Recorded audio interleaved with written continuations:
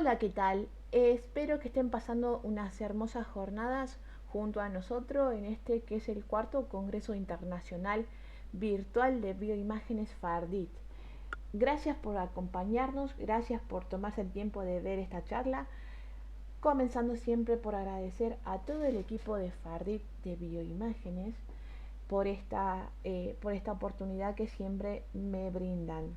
Presentarme, soy Mónica Gutiérrez, soy licenciada en producción de bioimagen, actualmente trabajo en el Hospital Pablo Soria en el servicio de diagnóstico por imagen, específicamente en tomografía computada.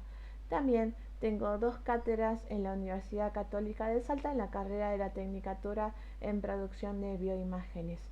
Y es un honor formar parte también del equipo de bioimágenes FARDIT. El tema que les voy a compartir en este congreso es de osteonecrosis no traumática de cabeza femoral post tratamiento a COVID. Espero que les guste y cualquier cosa estoy a su disposición. Bueno, ¿qué es la osteonecrosis? Primeramente, es una entidad clínica caracterizada por necrosis del hueso trabecular y de la médula ósea, producida por una disrupción en el flujo sanguíneo. También se la conoce con diversos nombres, por ejemplo como necrosis ósea vascular o NOA, o necrosis aséptica y necrosis subcondral avascular. A través de los tiempos se fue descubriendo un poco más sobre esta patología. Por ejemplo, en 1860, James Paget describió la apariencia del hueso necróticos en sus escritos de patología quirúrgica. En 1888 se publicó la primera descripción de la necrosis de cabeza femoral en enfermedad de Caisson. La enfermedad de Caisson es una mielopatía, es un tipo de enfermedad que es caracterizada, digamos, en personas cuyas profesiones están relacionadas con la inmersión al agua, por ejemplo, los buzos. Ya para 1911, Bernstein y Plate descubrieron 3 pacientes con dolor de cadera y signos radiológicos de necrosis subcondral de la cabeza femoral.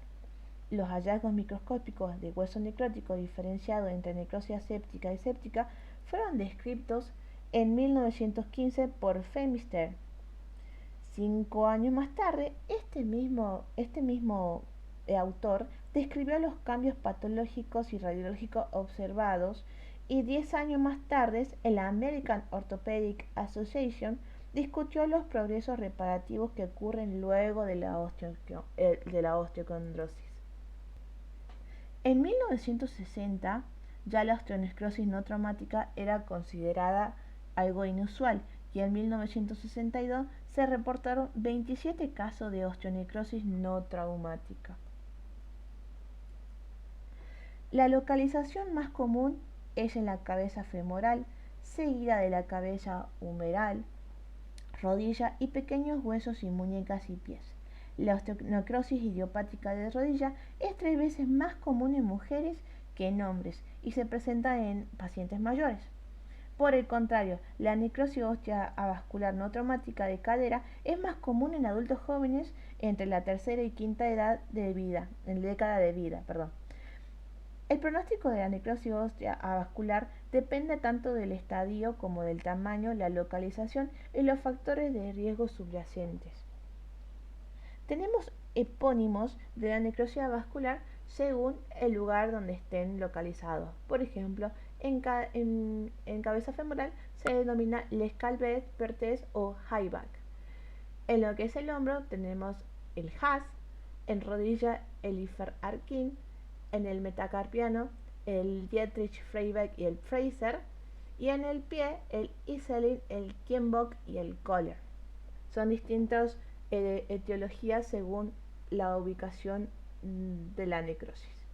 Entre la etiología y patogenia se caracterizan por causar una alteración de la vascularización del hueso subcondral, lo cual termina produciendo una muerte de los osteocitos y colapso de la superficie articular. La necrosis ósea vascular puede desarrollarse por alteración en la irrigación arterial, obstrucción del drenaje venoso, obstrucción capilar endoluminar o compresión de los capilares desde la médula ósea. Lo que básicamente ocurre para producir la isquemia es que la isquemia produce un aumento de la presión intraósea por edema en la médula ósea, que se comporta como un comportamiento cerrado, perdón la redundancia, y en consecuencia se produce un círculo vicioso. La isquemia induce a un aumento de los osteoclastos, los cuales reabsorben el hueso trabecular subcondral, y estas trabéculas, ante reiteradas cargas articular, terminan colapsando. Este colapso óseo subcondral es el responsable consiguientemente de los cambios en la superficie articular, predisponiendo a una osteoartritis. Y la osteonecrosis se puede clasificar en dos grandes grupos: la osteonecrosis primaria, espontánea o idiopática, y la osteonecrosis secundaria. Dentro de esta última importa la subclasificación en causas traumáticas y no traumáticas. En el primer grupo, como consecuencia del traumatismo, el desplazamiento de fragmentos óseos puede producir isquemia por interrupción del flujo sanguíneo, mientras que la forma no traumática ha sido vinculada a numerosos factores y entidades que deben ser investigados en todo paciente con osteonecrosis no traumática. Dentro de los potenciales causantes de una necrosis vascular secundaria no traumática están todo esto: dentro de la trombofilia, la hipofibrinolisis, el síndrome antifosfolípidos, el lupus eritematoso sistémico, la vasculitis, la terapia radiante, la enfermedad de Gaucher, la enfermedad de Caisson, enfermedades mieloproliferativas, alcoholismo, glucocorticoides y dislipemias. Siempre, digamos, hay una entidad que puede producir este déficit vascular. Dentro de la metodología de estudio, el estudio de esta patología puede llevarse a cabo tanto por medio de una radiografía convencional, pero, sin embargo, la resonancia magnética muestra los cambios más tempranamente con una sensibilidad del 90 al 100% y permite descartar diagnósticos diferenciales. La tomografía nos va a permitir también evaluar en detalle, digamos, las anatomías y la afectación ósea o articular. Y la medicina nuclear es sensible pero poco específica, pero no se descarta dentro de la metodología del estudio para definir el estadio. Hablando del estadio, los hallazgos siempre van a variar de acuerdo con el método de imágenes que van a ser utilizados, ¿sí? Por eso es que vamos a hablar de 4 estadios según el sistema de estadificación basada en el concepto del subcomité nomenclador de la Asociación Internacional de Circulación Ósea y Necrosis Óseas, o ARCO, que para la estadificación se contemplan hallazgos clínicos por imagen e histológico. Por ejemplo, en un estadio 0 van a ser los pacientes asintomáticos, donde las radiografías y las resonancias magnéticas son normales, pero hay evidencia de osteonecrosis histológica. Dentro del estadio 1 puede haber síntomas. Las radiografías son normales, pero la resonancia magnética es anormal. Hay osteonecrosis histológica. En el estadio 2, el paciente va a ser sintomático, ya comienza a sentir también más dolor. En la radiografía se observan cambios en el trabeculado óseo sin alteraciones subcondrales. El espacio articular está respetado y la resonancia magnética hay hallazgos diagnósticos. El estadio 3 es el paciente sintomático. Recordemos que el paciente, la sintomatología comienza a avanzar con respecto al límite de su movilidad en la articulación afectada. En el estadio 3, en la radiografía ya se observan cambios en el trabeculado óseo y fractura subcondral, o denominadamente el signo de la media luna. La morfología de la cabeza femoral y el espacio articular están respetados.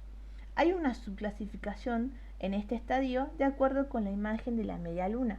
Por ejemplo, en un estadio 3A es cuando hay una afectación menor del 15% de la superficie articular. Un estadio 3B es cuando hay una afectación entre el 15 y el 30% de la superficie articular. y un estadio 3C cuando hay una afectación mayor del 30% de la superficie articular.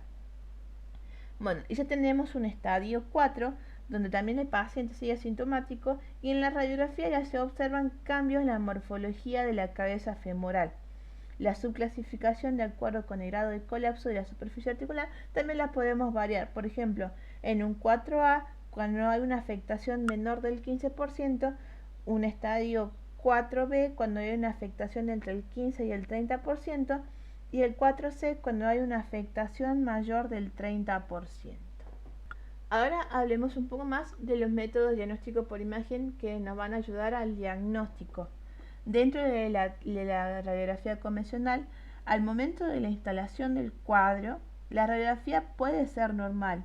Para que haya cambios en la imagen es necesario que haya como mínimo una reducción del 30% del contenido mineral del hueso. Su estadificación suele llevarse a cabo mediante el sistema de FICAT. A medida que la enfermedad progresa, el área de hiperemia comienza a ser reabsorbida y se forma más radiolúcida en lo que es en la articulación, por ejemplo acá en la cabeza femoral. Posteriormente, el área infartada comienza a producir un nuevo hueso, por lo que se radiopaca en el centro. En el centro ocurre esto. A medida que la enfermedad progresa, se superponen fenómenos de reabsorción y osificación, dándole un aspecto heterogéneo y fragmentado al hueso. La imagen en cáscara de huevo, signo de la luna, o signo del borde o signo de Hawkins, se presenta entre 6 y 8 semanas después de instalada la lesión y representa la fragmentación del hueso subcondral, por ejemplo en este caso, donde muestra el signo de la media luna.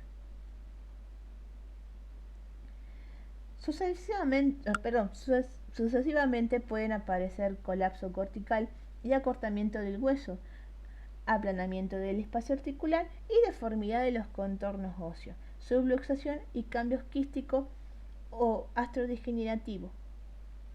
El aspecto de hueso dentro de hueso, se refiere a estas áreas radiolúcidas parchadas que presentan en su interior áreas radiopacas, más notorias a nivel de la columna vertebral, por ejemplo, cuando está afectada. La tomografía computarizada. Esta va a carecer de la sensibilidad que posee la resonancia magnética nuclear, pero permite evaluar la extensión de la enfermedad y la presencia de las calcificaciones. El primer hallazgo es de la osteoporosis focal. La imagen caracterizada o signo del asterisco, ¿sí?, es la esclerosis dentro de la cabeza femoral. Es un hallazgo tardío que indica básicamente un estadio 3. Y por ejemplo, va a permitir reclasificar, por ejemplo, una radiografía que fue caracterizada por un estadio 2 y con la tomografía podemos ver que el daño es más potencial, entonces podemos reclasificarlo en un estadio 3. Además se puede, usar la tomografía como intervencionismos guiados para permitir el diagnóstico anatomopatológico y también a veces con fines terapéuticos como la técnica del forage. Por ejemplo, vemos estas líneas curvilíneas, ¿sí?, que muestran el signo de lo que es el asterisco, donde ya nos muestra lesión dentro de la cabeza subcondral, de la cabeza femoral. Ahora la preferida de todos, la resonancia magnética. La resonancia magnética de alto campo, ¿sí?, de alto campo magnético, es el método más sensible. Tiene una sensibilidad aproximadamente entre el 90 y 100% y un específico del 98%. Muestra cambios antes que cualquier otro método de diagnóstico por imagen. Los hallazgos pueden comprender que tanto en T2 y en STIR haya un edema difuso, un hallazgo más temprano pero poco específico. En T1 nos puede mostrar hipointensidades lineales a nivel de la epífisis, con predominio periférico y pérdida de la hiperintensidad normal de la médula. El signo de la doble línea, presente en el 80% de los casos, va a ser observado en secuencia T2. La línea interna es hiperintensa y la periférica hipointensa, que indican tejido de granulación hipervascular y necrosis. El signo del borde formado por la presencia de líquido entre los bordes escleróticos de un fragmento osteocondral también va a ser mostrado mediante resonancia magnética. Va a mostrar los cambios degenerativos y el territorio infartado no va a reforzar tras la administración en caso de hacerlo con medio de contraste como el gadolindio. Y suele asociarse siempre a sinovitis reactiva cuando hay un líquido intraarticular y un refuerzo sinovial. Por ejemplo, en esta resonancia magnética ponderada en T1, ¿sí? En un plano coronal, se identifica en la topografía de la cabeza femoral izquierda el signo de la doble línea, ¿sí? Esto ya no está hablando en un grado, en un estadio 2.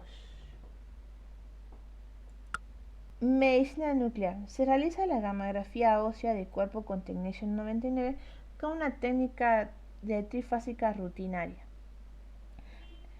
Si se observa una afectación de la columna vertebral, es una indicación para SPECT. La medicina nuclear muestra detalles, digamos, cambios significativos antes que la radiografía, pero después que la resonancia magnética. Y además, obviamente, es menos sensible cuando la afectación es bilateral. En los primeros días de instalada la isquemia se observa siempre captación del radiotrazador disminuida o normal. Posteriormente, al instalarse la hiperemia reactiva, se observa su aumento. Esto forma el signo de la rosca, en la que se visualiza un centro fotón negativo y un anillo periférico positivo. En los meses subsiguientes, las áreas viables presentan una captación normal, mientras que los focos infartados permanecerán como áreas del fotón negativo. ¿Sí? Que se identifica la hipercaptación difusa en la cabeza femoral derecha.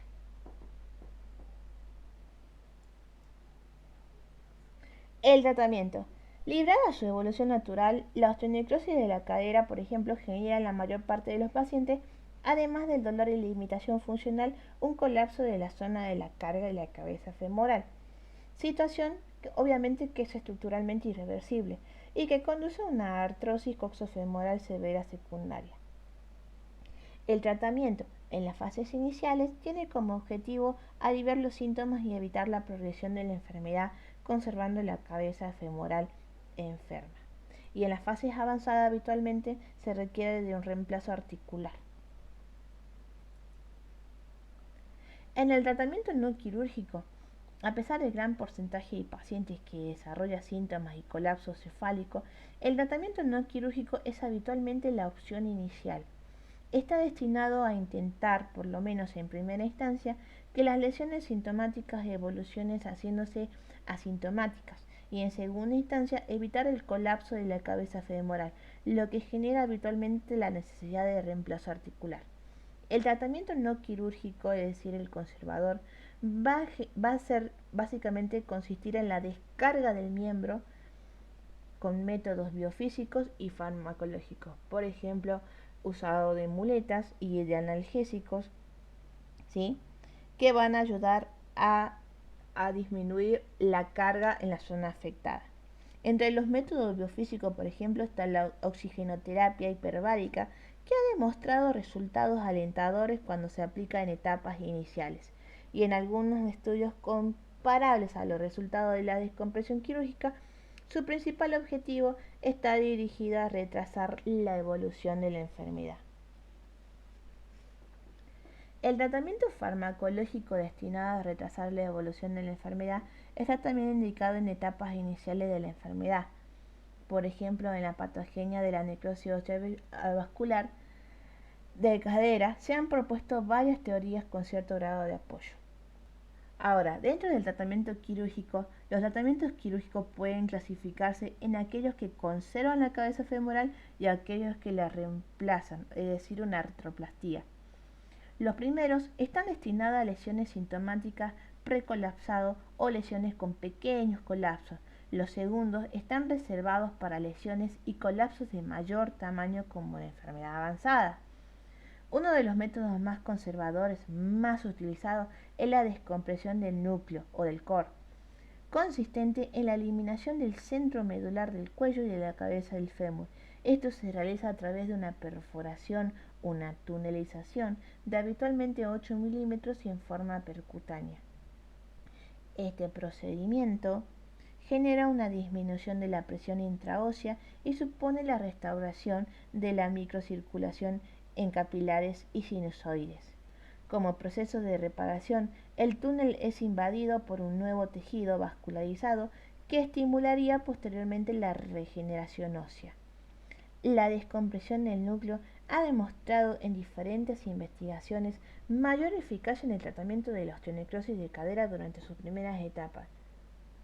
En un estudio evaluaron, por ejemplo, que el resultado de 24 trabajos sobre la descompresión se ha tornado un éxito aproximadamente del 84% de la mejoría.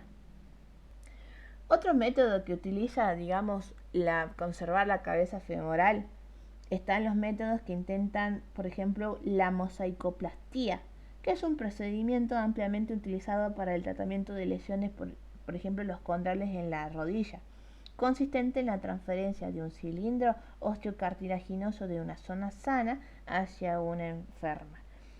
En este sentido, se ha publicado unos papers en donde hay un reporte preliminar sobre este procedimiento que extrajo que, haciendo un autoinjerto desde el cóndilo femoral de la rodilla homolateral para colocarlo en un área necrótica de la cabeza femoral, haya una posibilidad de que los buenos resultados entre las lesiones pequeñas y medianas donde no haya colapso.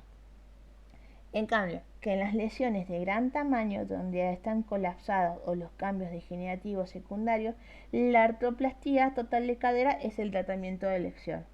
Es considerado un procedimiento eficaz que logra restaurar la función y aliviar completamente el dolor. El procedimiento básicamente consta de reemplazar con una prótesis la cabeza femoral enferma. Al mismo tiempo se reemplaza la superficie articular del acetábulo de la cadera para que ésta pueda contener la prótesis y no sufra de desgaste acelerado. Los pacientes con osteonecrosis de caderas candidatos a la artroplastía tienden a agruparse por características comunes, por ejemplo, cuando el estadio es elevado, donde haya colapso de la cabeza femoral, donde no hay ya ningún remedio para conservar esa cabeza. Dentro de las conservadoras habíamos hablado, por ejemplo, del forage. En este caso se introduce, una fresa y se realiza una tubulación de 8 milímetros aproximadamente dentro de la cabeza femoral. Se realiza la extracción de todo el núcleo. Lo que trata de hacer es que se vuelva a reavivar, la irrigación dentro de lo que es la cabeza femoral. Y básicamente el injerto de una zona sana a una zona afectada, por ejemplo, por medio de la artroplastía, como lo generalmente se realiza en rodilla. En este caso vemos cómo sería el reemplazo total de cadera. Se reduce, se quita toda la área afectada y se reemplaza tanto el acetábulo como una prótesis femoral. Bueno, presentación del caso clínico.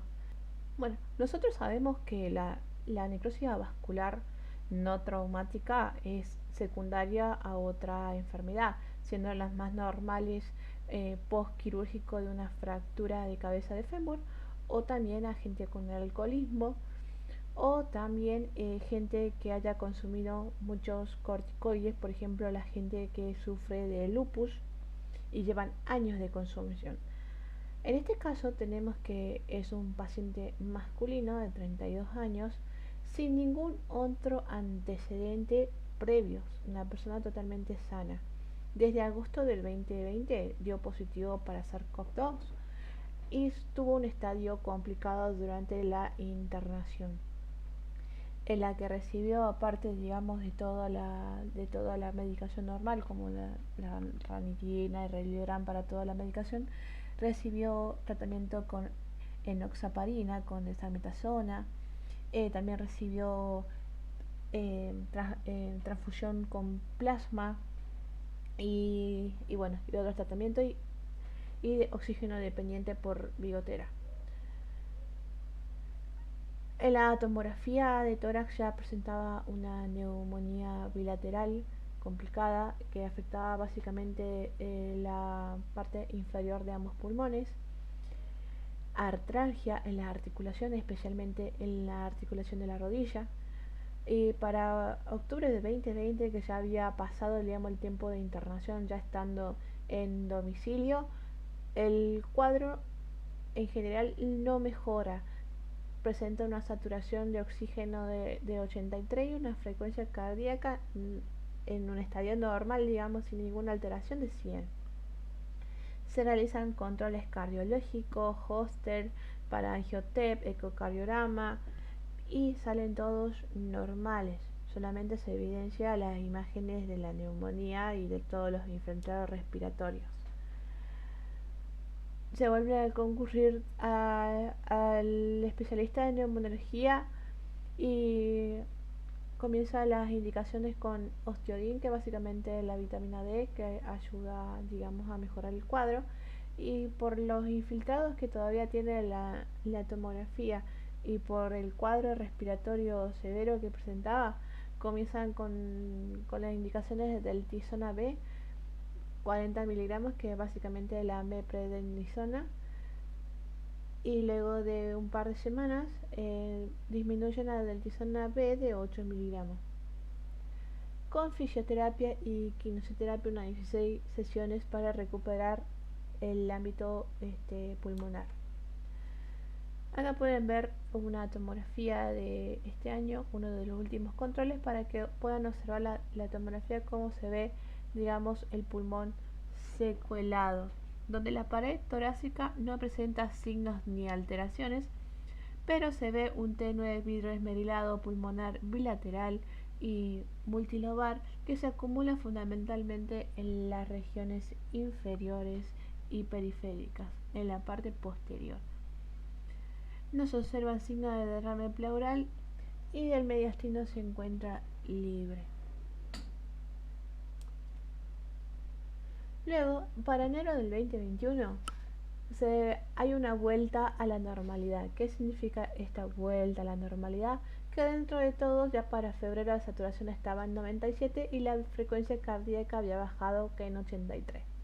Se puede volver a las actividades laborales al 100% y las deportivas al 70%, que incluyen actividad deportiva en el trabajo, como también el de libre de los sábados, de jugar al fútbol. En mayo comienza un dolor en la zona de la cadera derecha, que estábamos pensando básicamente que era una zona como de desgarro. Al pasar el tiempo no disminuye y la clínica comienza con a notarse más tanto el dolor en la abducción, tanto como también en las puntas del pie y al presionar la articulación. Se indican radiografías tanto de columna como de cadera, y en las de las caderas se puede observar, digamos, una imagen de radiolosidad de ambas cabezas femorales, ¿sí? En lo que hablábamos de la radiología convencional, hay una disminución, digamos, de la radiolucidez ósea, y se ve, digamos, el signo como de la media luna. Se ve que la cadera derecha está un poco más afectada que la izquierda.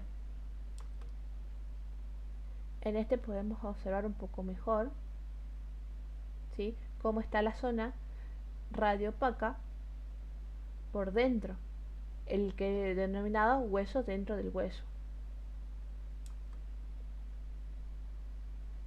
Pero lo importante es que, amén de que se observa el signo de la media luna, podemos ver que está conservada digamos, la forma de la cabeza de fémur, mantiene su forma esférica, no hay colapso.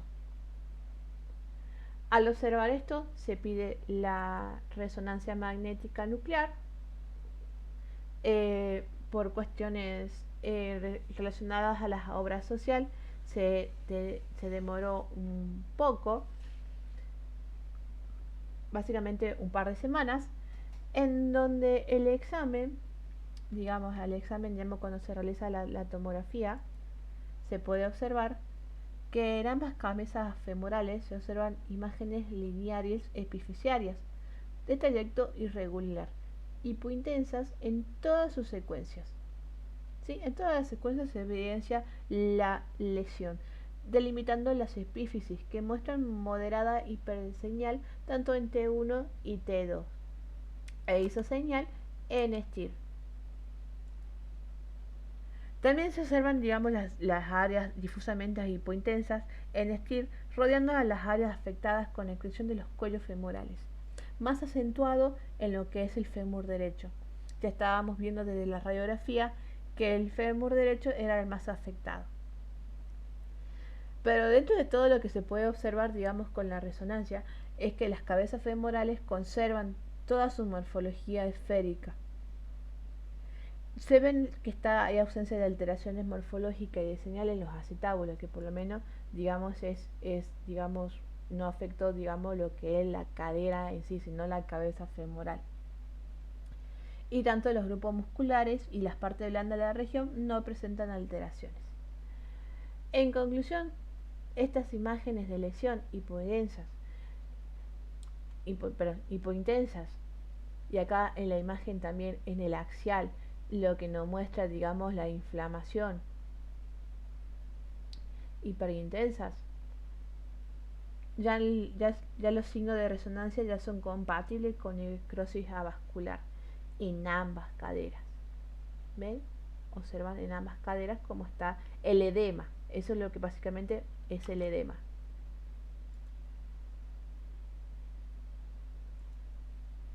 Miren acá, para como ambas cabezas presentan el edema, ¿sí?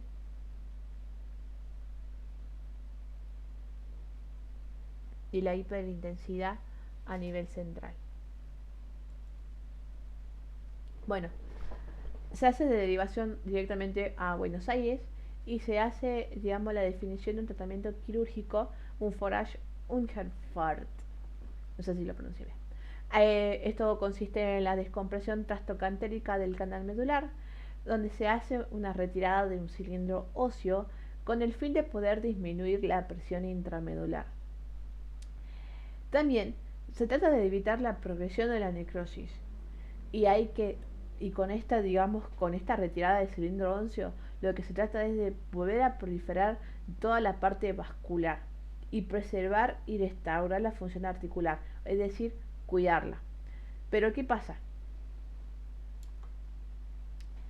Este tipo de necrosis avascular está resuelta en un estadio 2 a 3. Habíamos hablado que estadio 0, 1, 2, 3 y 4. Bueno, este es un estadio del 2 al 3.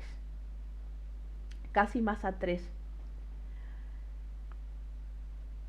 Básicamente, esta descompresión trocantérica se puede realizar en un estadio entre 1 y 2. Pero al ver que el paciente era joven, digamos, no era habitual poder volver a hacer, digamos, el reemplazo total de cadera. Entonces, digamos, esta cirugía puede tener ventajas y desventajas. Entre las ventajas puede conservar articulación, es mínimamente invasiva y ante el fracaso puede permitir, digamos, si el tratamiento no ha tenido solución, se puede hacer, digamos, el reemplazo total de cadera, no va a haber ningún inconveniente. Entre las desventajas, depende del estadio, como decíamos, en esto está muy jugado. Y obviamente todo tipo de riesgo postoperatorio del colapso de la cadera. Al paciente se le informa obviamente todo el riesgo quirúrgico habitual, como la anestesia y esas cosas, la lesión del cartílago articular, cómo va a ser el desarrollo de todo el procedimiento, la posibilidad de que haya alguna fractura femoral y haya también un fallo en la revascularización, o sea, por el fin de que se haya hecho esta cirugía no esté, digamos, solucionando el problema. Y obviamente que pueda haber un progreso del estado patológico, es decir, que no hemos podido evitar la proliferación. Bueno, una vez realizada la cirugía, se hace el control postquirúrgico Este es básicamente posterior a la cirugía. Perdón por la imagen, es una foto de foto en donde podemos ver en una proyección de Lewis cómo está, digamos, cómo se visualiza la imagen radiolúcida del trayecto del forage en ambas caderas, porque se realizaron directamente las dos juntas. Este es un control al mes donde se puede evidenciar en la radiografía de pelvis de frente, se puede ver el trayecto del forage que se ha realizado, ¿sí? Ya de una manera radiopaca, porque el contenido ya va osificando. Acá lo que más nos interesa es poder evidenciar que las cabezas femorales conservan la forma, ¿sí? Porque uno de los riesgos más potenciales postquirúrgicamente, que haya un colapso de ella misma, porque por la misma incidencia de que tuvo el forage adentro, sacando, digamos, el sostén de lo que tenía el hueso. En una Lowenstein podemos observar perfectamente cómo sigue, digamos, conservando la forma de la cabeza de fémur, y que también siguen, obviamente, las imágenes radiopacas de lo que es el edema, de la necrosis avascular. Y bueno, y estos son los últimos controles por resonancia realizados hace una semana, básicamente, en donde podemos observar, según el informe, que ambas cabezas femorales se observan obviamente las imágenes lineales bifesiarias. Hipointensa en toda la secuencia, se sigue observando, digamos, la necrosis vascular, cuya intensidad es la más elevada tanto en T1 como en T2, siendo los tractos lineales irregulares. La esfericidad de ambas cabezas femorales todavía podemos ver que se encuentran conservadas, ¿sí?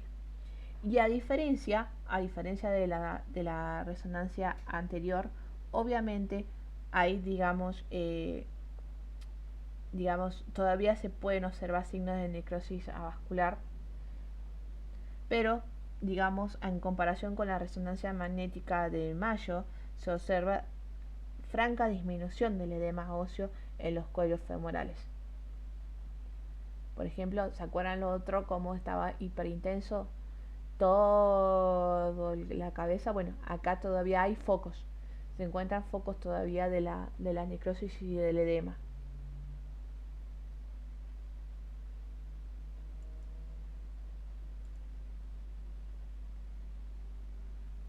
Obviamente, a comparación de las anteriores,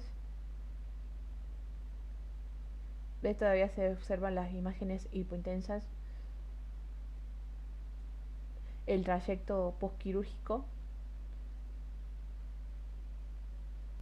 Bueno, y esta historia continuará porque este caso todavía está siendo eh, realizado, digamos, en su transcurso. Eh, Me toca muy de personal porque es sobre mi pareja y todavía estamos a medio del camino. El próximo control dentro de 10 días, otra nueva radiografía para controlar digamos, la cabeza femoral, que no se colapse. Sigue con tratamiento de muletas y reposo.